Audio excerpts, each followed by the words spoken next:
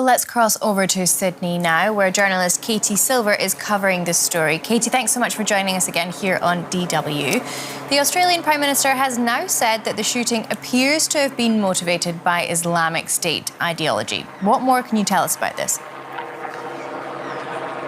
Yeah, so Naveen Akram, the son who was involved in the killing, the 24-year-old assailant, he posted a video back in 2019 pledging his allegiance to Islamic State. That has emerged in the last 24 hours. It was found by the Australia's public broadcaster, the ABC, and there is an indication, for example, there were two flags found as well in the car of the father and son of Islamic State. So there now does seem to be an indication that was the motive. There is no clear link between the Islamic State and the pair, but it does seem to have been motivated by that at this stage in the inquiry. And what have the reactions been like from people in Sydney a day after the attack now? There's a lot of sadness and a lot of anger. So I was here until the wee hours last night, and we could see down there a vigil where everybody laid flowers. There was a lot of singing, a lot of clapping, traditional Jewish songs, as well as the Australian anthem. The rabbis lit the menorah, and they also spoke to people about the community, and there was a sense of solidarity. But there's also a real, very prevalent sense of anger.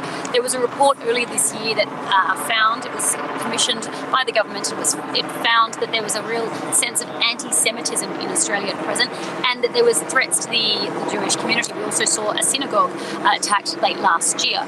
So there is a sense now, particularly amongst the Jewish community, of anger that not enough was done, why the gun laws are the way they have been, and that does seem to also be permeating as well. We're hearing increasing criticism. Just a short time ago we saw Israel's ambassador to Australia down here saying, why is it that only Jewish people have CCTV when they approach their places of worship? Why the doors need to be closed? Why they face fears of safety when other religions here don't? So the government has said that they're considering tougher gun laws. What would that actually entail?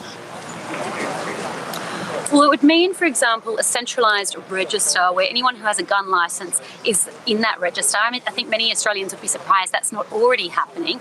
There would also be a periodic reviewing of gun licences, as well as, I think, making sure that certain people don't have too many. One expert I was hearing from earlier was saying, how is it that somebody in suburban Sydney had 6 gun licences? So keeping that more on track, as well as, I guess, the type of guns that people have. Now, getting this over the line is going to be challenging. We already saw the Prime Minister scheduling an emergency cabinet meeting late yesterday, but there has been some opposition voiced already. For example, the Chief Minister of the Northern Territory, which is one of the territories or states here in Australia, has said that it has to work for her territory as well, and that they don't, for example, face similar issues like we do here in Sydney when it comes to potential issues with guns. And so that's going to be one of the challenges for him as well.